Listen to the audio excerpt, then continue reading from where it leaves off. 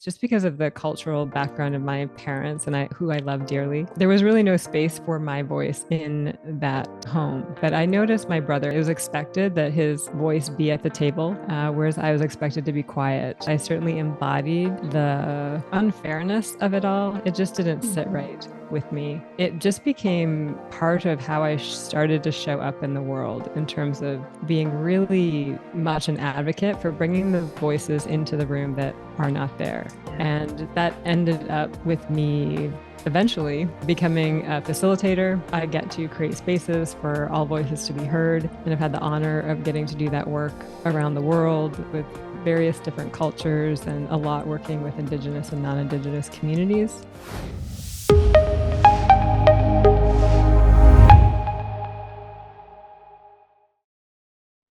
Hello, everyone, and welcome to another episode of Meta Transitions. Today, I have with me Ame-Lia. Ame-Lia is the owner of Hum Consulting and the host of the Circle of Change podcast. We are so excited to have Ame-Lia with us. As you know, I'm Trisha K. Williams, your host, and we have a wonderful talk for you today. So stay tuned. We are so excited to have you, Ame-Lia, with us. If you want to share a bit more about yourself with our audience, please do so. Yeah, thanks, Trisha K. So great to be here. I love what you're creating, and it really is an honor to sit here with you. What can I share? My background is Italian and German, and I grew up out east in Ontario on the Anishinaabe lands, and have migrated west. Find myself now in Victoria on the Lekwungen territories of the Esquimalt and Songhees nations, and um, yeah, I've been on a life journey, and I love that it's landed me here doing the work that I get to do and here in this space with you having this conversation. So grateful to be here. Wonderful. Thank you so much for sharing just a little bit about yourself with us. And it sounds like, you have a lot of cultural experience. So we'll be excited to hear more about it throughout the interview. All right. So, everyone, as you know, this is our DEIB series, and we just want to start off by asking Emilia, what has been her impact, right, with diversity, equity, inclusion, and belonging? Yeah, thanks. It's an interesting question for me to sit here and ponder. And when I think about it, I think back to my childhood and the family dynamic that I happened to be placed in, where my voice, just because of the cultural background of my parents and who I love dearly, there was really no space for my voice in that home. Yeah. But I noticed my brother had a very different life experience where it was expected that his voice be at the table, whereas I was expected to be quiet and to look good. And so I didn't know what that was at the time, but I certainly embodied the mm, unfairness of it all. It just didn't sit Mhm. right with me. And then I heard lots of other stories growing up in terms of even my grandfather. He had a drinking problem, so he was an alcoholic, and he was happened to be kicked out of his religious um, church. He was Mennonite at the time, and he was shunned from that. And so I heard lots of stories like this that simply didn't sit well with me. And it just became part of how I started to show up in the world in terms of being really much an advocate for bringing the voices into the room that are not there. Yeah. And that ended up with me eventually, long term, becoming a facilitator. And so, which I get to create spaces for all voices to be heard. And I've had the honor of getting to do that work around the world with various different cultures and a lot working with Indigenous and non-Indigenous communities. But in my personal life, it showed up in really strange ways where I had a really hard time finding my voice in my relationships. And often I held my voice in, but then eventually exploded with rage or, blowing up relationships in the various creative ways that I did. Um, and that was really the change point for me, where I realized that I was creating the divisiveness in my life that I did not want to see in the world. And that didn't sit well with me. And so that's when I started to do my own work and unpack the stories that I held about myself and my voice, and how I was using it or not.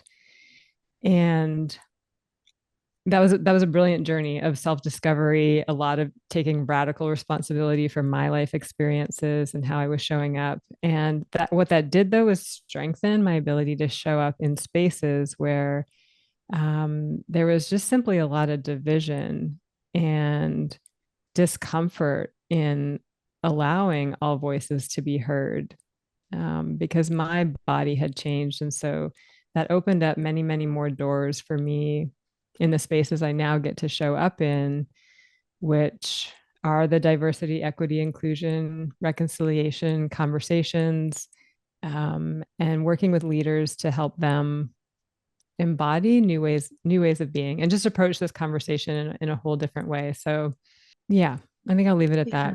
that. I'd love to know more about this journey and how the self-discovery led you to this journey that you're on now. Yeah, the journey for me really started. That self-awareness work is challenging, as I know you Mhm. know. It brings up so much defensiveness and sort of all the trauma responses that help protect us and keep us the same, like the fighting and denial and all of that, or the checking out, or the um, um, getting strangely apologetic about it, but not really, feeling much in the body, or just freezing, which is often what my response was whenever there was differences of opinion going on in the room. And I see that a lot in the conversations around diversity, equity, inclusion, and belonging. And I love that you've added belonging to that acronym, by the way.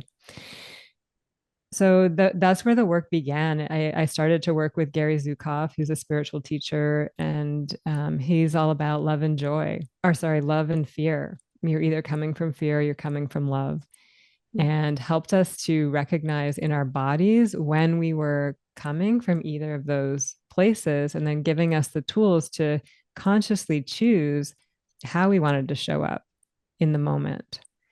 And that work was profound. It was challenging. There were a lot of tears shed, a lot of resistance to seeing many patterns that I was contributing to in my Mhm. life. And, um, but it changed everything for me. It gave me so much freedom to not only be who I wanted to really be in the world and be in alignment and in integrity with that, but it totally transformed all my relationships and allowed me to feel more intimacy and connection and have really meaningful, authentic um, relationships. And then on top of that, also give me authentic power. Like instead of walking into a space needing to have power over a situation because that's what makes me feel safe, it was how do I park that and come with my authentic power, which is really just tapping into who I am at my core and showing up in my authenticity. And I think that's the transition we're seeing a lot in leadership right now. And there's sort of that tension between people not wanting to let go of this very old colonized way of being and stepping into a different way to lead, which is truly from the heart, with authenticity.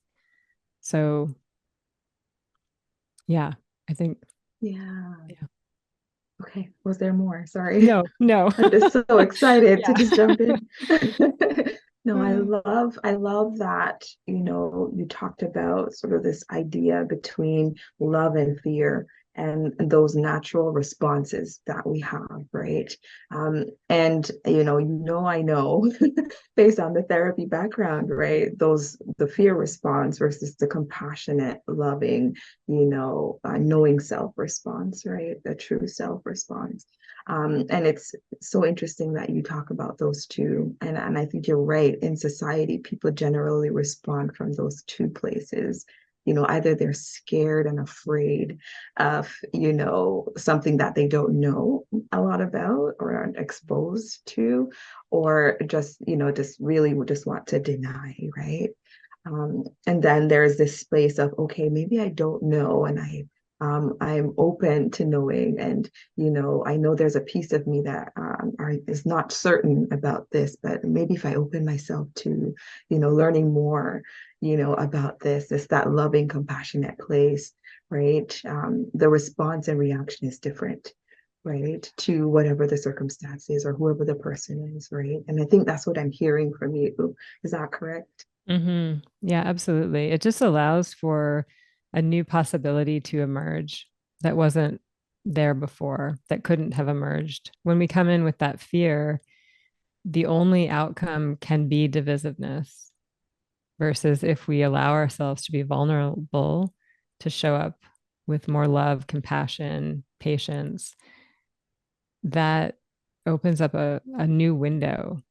And that's one message I bring to a lot of organizations that I get to work with today, and communities, is that, like, how are we framing this conversation? Because it does bring up so much fear around change and what's that going to mean for me and what am I going to lose and all of that, versus coming into that dialogue saying, well, what are we going to gain? Like, what is not possible now that could be possible if we would just be in the discomfort for a while, and so that we can emerge and get to a reality that none of us know how beautiful this world could actually be. Um, so that's Mhm. one thing that I feel very passionate about, is changing the dialogue so we also can relax people's nervous systems a bit, but as they step in and do this important work.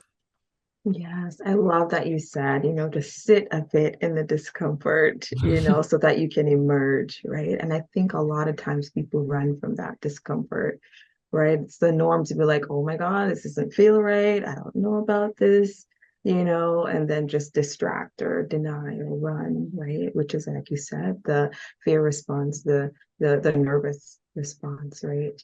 But if we give ourselves, like you said, that time to sit in it, recognize, okay, I know I'm scared about this thing, and do the work, like you said. Yeah. It's surprising, right? What we find out about ourselves, what we find out about others, and the experience itself can be so rewarding, right? Yeah. I'm thinking, I'm listening to what you're saying too, and I'm remembering my own times when I had to be in my own discomfort, when I had bias, right? And you're right, there is this sense of freedom, and like you said, comfort comes over you eventually after you realize, oh, I was scared for nothing, Mm, over time, right? yeah. Yeah. Yeah. And it's tricky because we have, as you know, all these hidden beliefs that are mostly unknown to us. But when we can start to pay attention to our thoughts or our emotions and use those as our signals to uncover, oh, what is the belief there that's driving that? And then we're in choice. We'll be like, well, do I want to hold on to that belief or not? Um, what's going to serve me? What's going to serve my purpose? How I want to show up in the world better? But often we're just running unconsciously and trying to avoid the emotions that don't feel so good.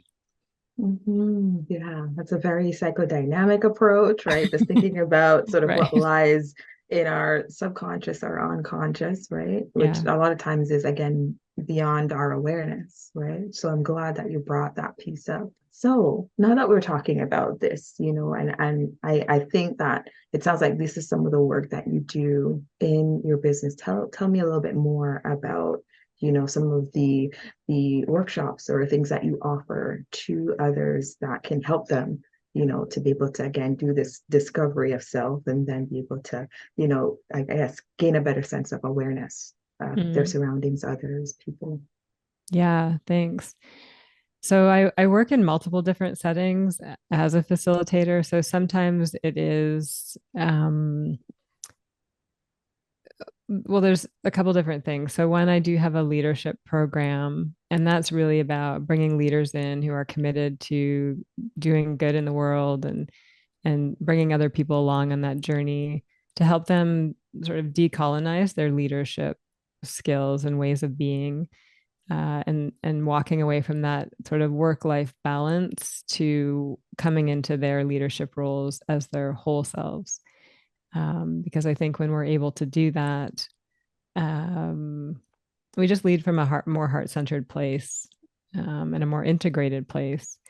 And then I host also these diversity, equity, inclusion, belonging programs, which I haven't labeled them as such, but certainly that is the work that we're doing in those places. And I work with organizations that want to go beyond the 4 hour workshop, the Mhm. sort of checkbox approach. I think the 4 hour workshop is great for sort of opening our minds to seeing something a little bit differently. But I want to work with the organizations that are wanting to do the long term work to understand that this is like a deconditioning process and it takes time, it takes support, and it takes creating those spaces in our organizations to really have meaningful conversations that invite everybody in to the table. So the primary tool I use for that is to sit in circle. And for me, that's literally we're sitting in circles, chairs. There's no table in between, and we can do this. We've learned to replicate it on Zoom. um, but we're bringing three really core principles into that work, into everything that I do, and which is why I love the circle tool. And first of all, is that in circle, everybody is a leader. So not there's no power dynamic there.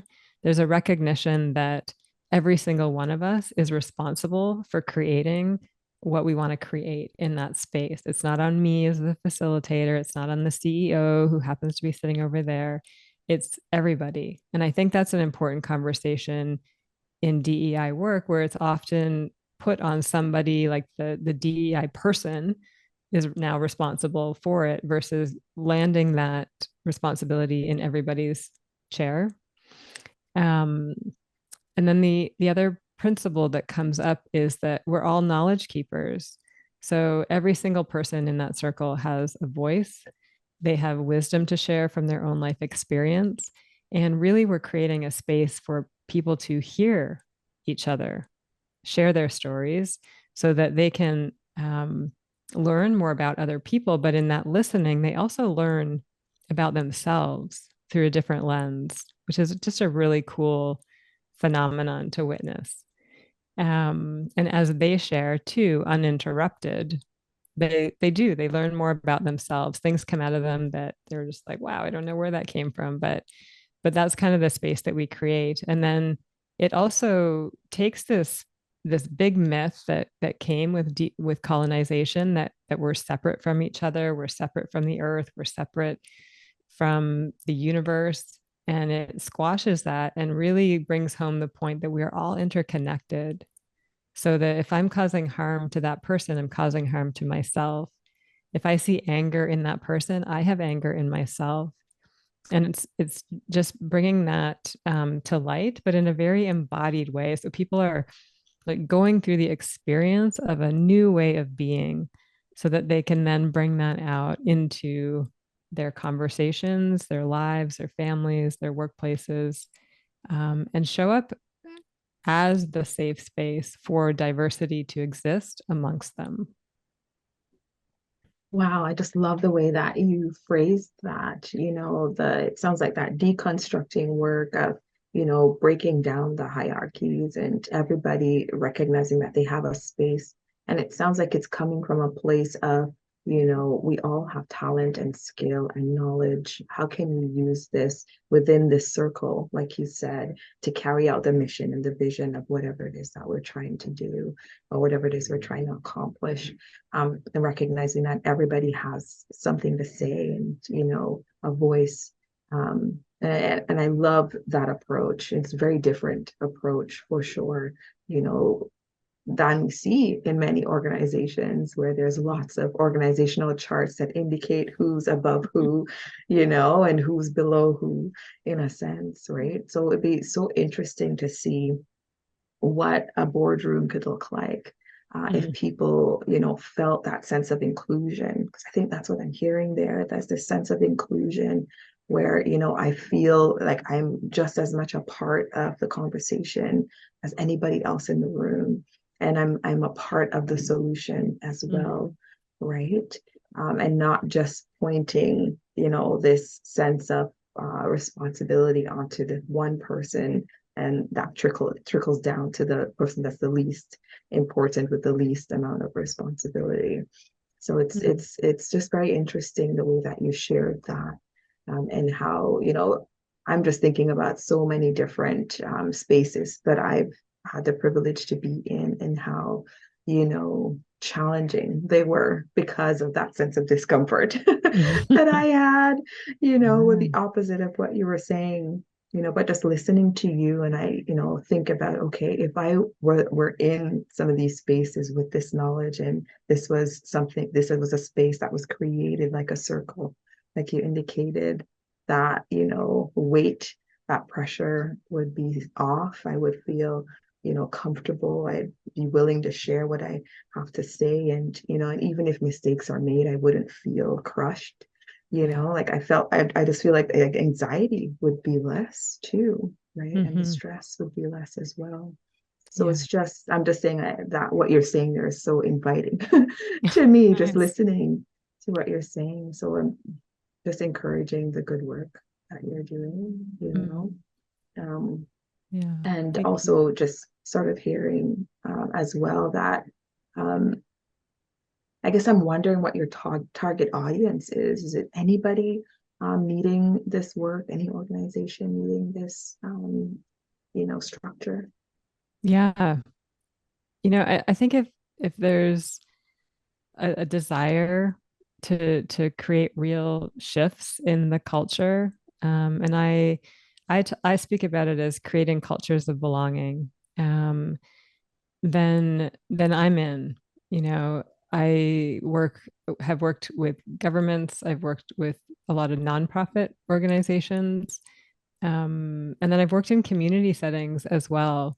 Last summer, I took to the road with my kindness circle and literally partnered with an organization that could invite folks from the community to sit, and we did this work of sitting in circle and having everybody claim for themselves how they wanted to show up, what did they want to contribute to the world, and then we unpacked and they got to share with each other the situations where they're finding that challenging to show up with Mhm. kindness, to show up with love. And we brought in the trauma informed lens, that fight, flight, freeze, and fawn, to bring in the compassion for how it is they were showing up. Because these are all such good hearted people, which most people are. I would say all people are love in their core. It's just all the stuff gets in the way. And then we gave them some tools to kind of calm their nervous system so they could recommit and show back up in their lives as they wanted to. And those were just amazing experience where it's everyday citizens. And I'm passionate about that because I don't believe in the model of the leader is the CEO, the leader is the elected official. Everybody is a leader. And I think if we all claim that for ourselves, we'd have a very different world. Um, so I expanded a little bit on who my ideal client is, but those are the situations I find myself in. Okay, wonderful, wonderful. Yeah. All right. Any tips that you can give, to our audience? Because there could be organizations, it could be just individuals watching, that could help them with their, improving their approach to diversity, equity, inclusion, and belonging. Yeah. I think a bit of it comes back to kind of the branding of how this work is being introduced and brought in. And if organizations can find the way to focus it on the what is possible, what could we create if we did this difficult work together? And so everybody kind of had their buy-in that's going to keep them going through it because it gets hard, as you probably know, and I certainly know. Like when we're doing our work and really unpacking how we're showing up, it's hard. Yeah, yeah, it's tough. It Yeah. definitely is. Yeah. There's many times where I'm like, I just want to put the blinders back on. Like that, that would Mhm. be easier. But, and then we know it's not easier because once the blinders are off, you just can't go back. And so just reframing the conversation around what is possible. And then what I often see in organizations as well is there's an outing of folks that are not doing the work right. And so there's a lot of criticism and shaming in the conversations when people say the wrong words or have behaviors that cause harm. There's often a shaming. The energy is like a power over, and sometimes we force resignations or we force people to take leaves of absence or all of that. And I want to encourage organizations to um, invite people in instead of push them out when these situations happen. And to do that, there is a collective sense of responsibility that needs to be had in that if there's an issue in your organization with one or two individuals, that's a reflection of the collective. It's not that individual, but how can we lovingly bring that person in so that everybody gets lifted up through that experience? And I think I'm passionate about that because of all like the shunning I've seen of so many people in my family growing up, but definitely with cultures and because I work with Indigenous communities a lot, like that's essentially what we've been doing is saying you're different than me. I don't agree with what you are, how you look, how you speak, how you what you believe in, and I'm going to exclude you and push you out over there. And so we really need to get honest with ourselves that when we're using those approaches of forcing people to leave and outing them, we're recreating the same patterns that led to a lot of societal harm. Um, so obviously there's nuance in that as well. And fundamentally, that's what I would really love organizations to start thinking about is instead of looking at themselves even as an organization, that they're a community and that you take shared responsibility for your community and the health and well-being of it. Yes, wonderful. So I'm hearing shared responsibility. Mm-hmm. The second one is, don't be quick to out people, bring people in, be more centered on helping rather than shunning. Mm-hmm. And I'm forgetting the first one that you mentioned. Just the reframe of Reframe. what's possible when we do this work. Yeah. Mhm. All right, so reframing what's possible. Thank you Mm-hmm. so much, Ame-Lia, for this conversation. Like it's even given me opportunity to reflect and think about my own journey, and where I'm at in my own organization. So I know the work that you're doing is, definitely needed, and I think it's spread across multiple, communities and different people. So yeah, I just want to encourage you in continuing the work that you're doing. Thank you so much, Trisha. Yeah. Yeah, and All likewise. right. I mean, I know you're doing such amazing work, and this platform is awesome for bringing these conversations out uh, broader and broader. And I think that's just needed. We need to normalize this conversation. Yeah. So thank you. Right. So, this is your time to plug your business or any workshops or things that you're doing right now. And we'll share the details in the description below. So, go ahead. Okay. So I do have my Be the Change leadership program, and we're in the first cohort right now, which is a 12-week program called Reclaim Your Life Force. And this is for anybody who sees themselves as a leader, who wants to step into a little bit more of their internal work so that they can show up as the change that they want to see in the world more easily and bring people along on that journey. So we will launch a second cohort in the summer, this 12-week program, and then it all culminates in a 5-day retreat in September on Vancouver Island, and that's where we're going to do the deeper work and really bring in some more land-based practices and have some Indigenous teachers present so that we can start to really decolonize the ways in which we're showing up as leaders, and of course just enforce that sense of community as we do it. So for anybody that is interested in something like that that calls to them, I would just send me an email. That's the easiest way at this point. Ame-Lia, AME-LIA at homeconsulting.ca, and just reach out and connect. I'm all about building relationship. Wonderful. Thank you so much, Ame-Lia, for sharing that information with us. As I said, we will be putting Ame-Lia's contact information in the description box below. Go check out her workshop and, the wonderful things that she's doing, and also her podcast. You can continue to hear wonderful things from Ame-Lia on her podcast. All right. Well, thank you everyone for joining us. Until next time, take care.